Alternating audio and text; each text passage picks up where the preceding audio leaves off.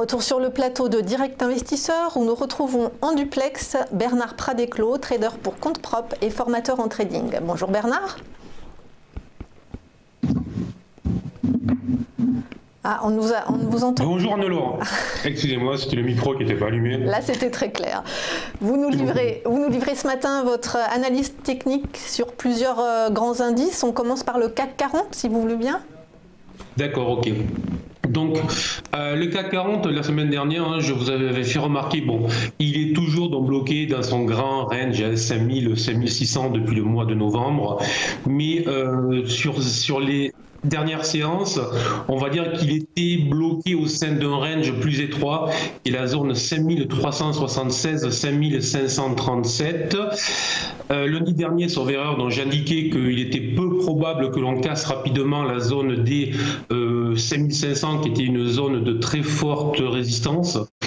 C'est plutôt ce qui s'est passé. Bon, les vendeurs ont repris la main plutôt à court terme. Ça a été donc notamment le cas dès mercredi avec les propos de Pratt, le chef économiste de la Banque centrale européenne, qui a mis un petit coup de stress aux investisseurs et on a vu le résultat donc tout de suite sur le Bund, sur les taux allemands.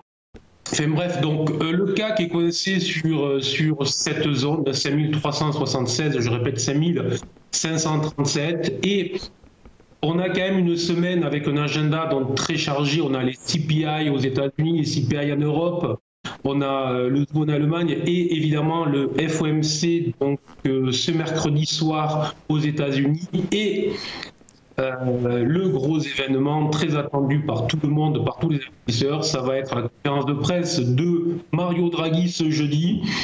Va-t-il infléchir son discours? Très probablement. Jusqu'où est-ce qu'il infléchit? Voilà la question que tout le monde attend, avec une impatience que plus personne ne peut donc dissimuler. Donc, je pense que jusqu'à jeudi, le range, on devrait rester donc en fait à l'intérieur de ce range. Et puis ensuite, effectivement, une sortie est plus que probable. Voilà, je pense que avant l'été, les investisseurs vont vouloir quand même prendre quelques positions, soit à l'achat, soit plutôt se protéger en se disant que ça fait quand même donc maintenant un certain nombre de mois que l'on distribue et que sortir et encaisser quelques bénéfices ne serait pas une absurdité. Sur la journée, le plan technique, pour ceux qui travaillent en intraday et ceux qui commencent dès l'ouverture donc en Globex, ils auront remarqué que ce matin, le futur CAC nous a fait un range plutôt large entre le 5437 et le 5475 donc en Globex. Ce sont des mouvements relativement rares, aussi larges. Depuis que la séance officielle est ouverte sur le CAC, on reste dans ce range. On a essayé d'en sortir par le haut, mais l'on a échoué. Et petite constatation simple, pour les traders qui travaillent en intraday, n'oubliez pas de regarder le futur BTP, qui est le taux italien en futur. Regardez-le, ce matin, il était reparti à la hausse. Donc, autrement dit, une détente sur les taux italiens, un soulagement. Immédiatement, le CAC est très vite racheté et très vite on se calme puisqu'on a en fait une zone neutre 5462 pour la journée, 5505. Donc très probable qu'on ne la casse pas aujourd'hui. Juste que vous expliquiez, Bernard, qu'il y aurait une sortie à la suite de cette semaine un petit peu haute en couleur au niveau, en tout cas au niveau des économiques et au niveau des annonces de la BCE et de la Fed. Pour vous, la sortie, elle va plutôt se faire en mouvement baissier ou en mouvement haussier? Ça, c'est la question qui vaut beaucoup d'argent. Écoutez, on a des petites positions plutôt orientées à la baisse aujourd'hui. Donc je réponds là à votre question. Donc maintenant, on n'a pas de grosses positions et on les travaille en intraday et on a des stops au-dessus. Donc sans aucun problème, je vous dis ce qu'on fait.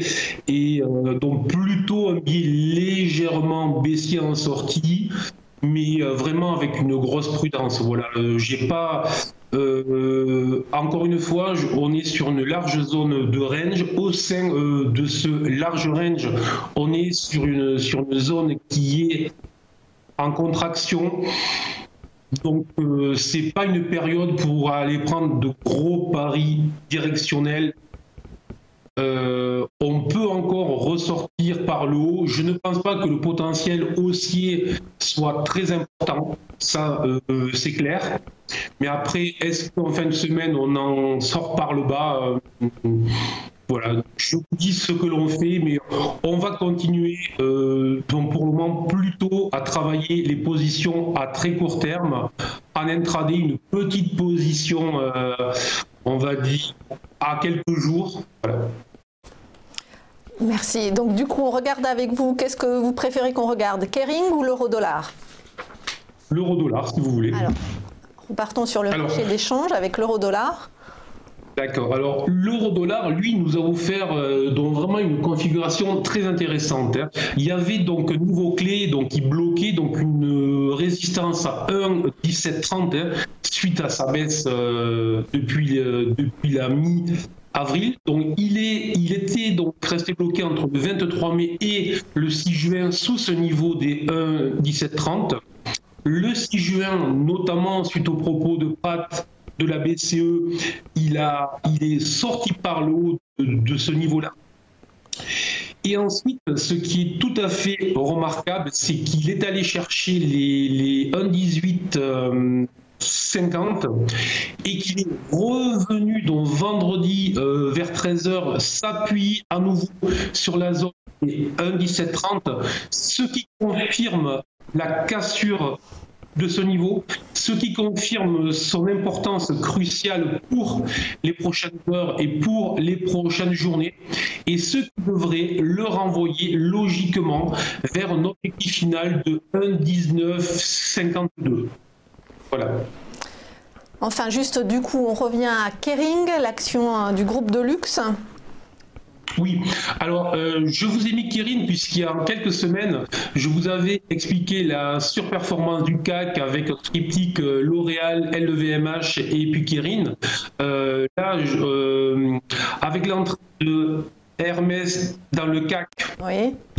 On constate juste que évidemment le CAC va devenir l'indice du luxe. Puisque le luxe aura plus de 25% de poids dans le CAC. Donc il est très important pour tous qui vont travailler le CAC, hein, que ce soit avec des trackers, avec des CFD, avec des futurs, de regarder vraiment les valeurs du luxe parce que le CAC va être un vecteur, va être très impacté par le comportement de ces valeurs-là. Et ce qu'on voit avec Kering quand même, c'est que depuis le Brexit, donc depuis juin 2016, donc en 2 ans, c'est plus de 300% de hausse. Donc ce n'est pas rien, c'est un parcours qui est exceptionnel. Dites, c'est plutôt un bon point pour le CAC alors. C'est plutôt un bon point pour le CAC avec des parcours comme ça. Oui, donc, mais évidemment oui, c'est pour cette raison que le CAC surperforme le DAX, surperforme l'Eurostock 50. C'est le seul indice qui a fait des plus hauts donc, par rapport au sommet de janvier, là où les autres sont restés coincés sous leur sommet du mois de janvier. Donc la seule chose, si vous travaillez sur le CAC, surveillez LVMH, surveillez Kering, surveiller L'Oréal et tant que ces valeurs sont orientées à la hausse, le CAC devrait continuer à surperformer. On l'a vu avec Kering, il y a eu une grosse réaction au jeudi, donc Kering était en baisse de près de 5%. Dès le lendemain, il a été fortement acheté avec une grosse réaction. Voilà. Donc ce sont vraiment les valeurs qu'il faut surveiller si vous travaillez sur le CAC. Juste une question, ce secteur du luxe, il est sensible à quoi par exemple? Là on voit que c'est en forte hausse, mais qu'est-ce qui pourrait le faire chuter Alors il est très sensible aujourd'hui. Donc on estime sur un plan économique que la croissance du secteur va être comprise entre 3 et 5% pour les prochaines années. Mais sur cette croissance, en Chine, la croissance du secteur est entre 20 et 25%. Vous voyez ce que je veux dire?